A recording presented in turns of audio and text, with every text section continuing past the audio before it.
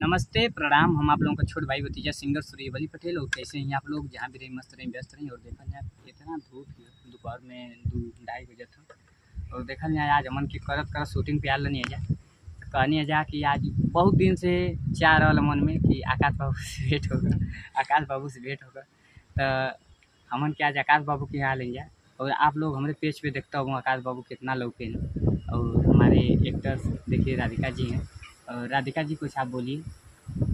नमस्ते, गोड़ छुके गोड़ लग के प्रणाम बोला तानी। हमके तो जनता हवा लोग ये हमार भैया हवा आकाश भैया। आज इनके हम मिली आल नहीं जा। सही बात है।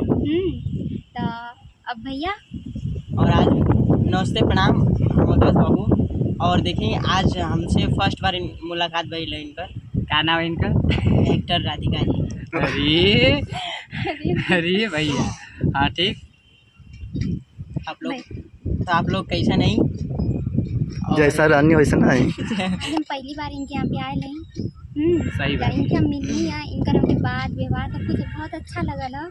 तो हम चाहते हैं कि हमारे भैया गायकर हुआ। तो हम चाहते हैं कि हमारे भैया 2 लाइन आप लोगों की कुछ गा के सुनिए। तुम्हार भैया गायकर हम तो भैया कुछ सुनावा, कुछ सुनावा।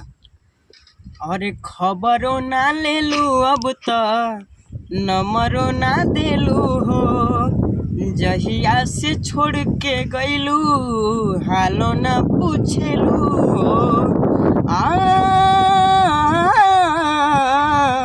खबरों ना लेलू अब तो नंबरों ना देलू हो, जहिया से छोड़ के गईलू हालो ना पूछेलू हो। असही सतैबू काए जान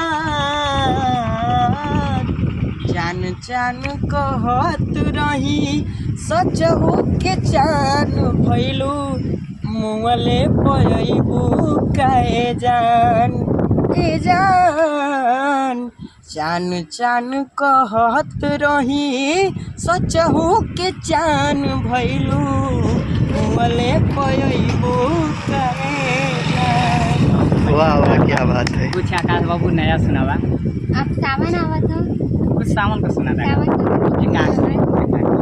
ये हमारे एगो गाना आए वाला बा कि चढ़ल बा देख सावन के सोमारी, सब लोग जाता वे बाबा दुआरी, हाड बेस तगड़ा मंगावा वाले जाई रे।